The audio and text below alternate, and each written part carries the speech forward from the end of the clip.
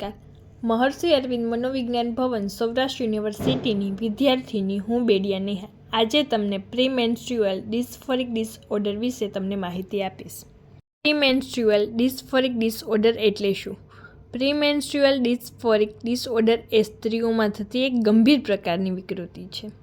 આ સ્થિતિમાં સ્ત્રીને માસિક ચક્ર શરૂ થતાં પહેલાં કેટલાક ગંભીર માનસિક અને શારીરિક સમસ્યાઓ થતી હોય છે. જ્યારે સ્ત્રીના માસિક સ્ત્રાવના અઠવાડિયા પહેલાં અને માસિક સ્ત્રાવ શરૂ થતાં 4-5 દિવસ પછી ઠીક થઈ જાય છે. પ્રીમેન્સ્ટ્રુઅલ ડિસ્ફોરિક ડિસઓર્ડરને ગુજરાતીમાં માસિક સ્ત્રાવ પહેલાંના ડિસ્ફોરિક ડિસઓર્ડર તરીકે ઓળખવામાં આવે છે. લક્ષણો જોઈએ.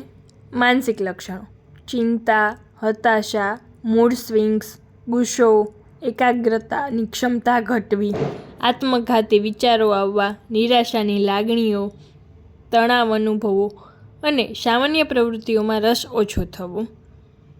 શારીરિક લક્ષણો: પેટનું ફૂલવું, સ્તનમાં દુખાવો થવો, માથામાં દુખાવો, થાક લાગવો, ભૂખમાં વધારો કે ઘટાડો થવો, ઊંઘમાં તકલીફ, સ્નાયુઓમાં દુખાવો થવો અને ખીલ થવા.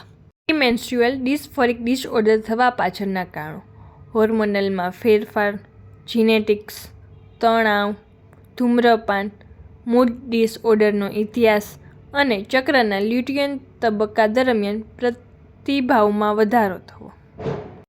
નિદાન: પહેલાંના ડિસ્ફોરિક ડિસઓર્ડરનું નિદાન 2 મહિનાના સંભવિત લક્ષણોના રેટિંગ દ્વારા યોગ્ય રીતે પુષ્ટિ મળે છે.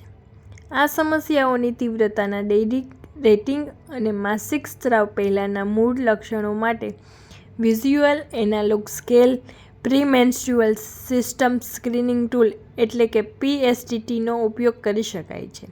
માસિક સ્ત્રાવ પહેલાંના ટેન્શન સિન્ડ્રોમ રેટિંગ સ્કેલમાં સ્વ-અહેવાલ અને નિરીક્ષણ સંસ્કરણ છે જે બંને માન્ય કરવામાં આવ્યા છે અને આ વિકૃતિ ધરાવતી સ્ત્રીઓમાં બીમારીની તીવ્રતા માપવા માટે વ્યાપકપણે ઉપયોગમાં લેવાય છે. આ ઉપરાંત જનરલ ડૉક્ટરની માહિતી અને સલાહો લેવી જરૂરી છે.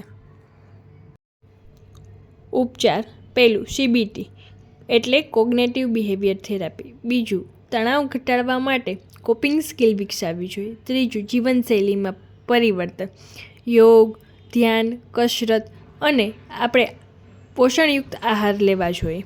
ચોથું, દવાઓ. પાંચમું, ન્યુટ્રિશન સપ્લિમેન્ટ્સ લેવા જોઈએ. Thank you.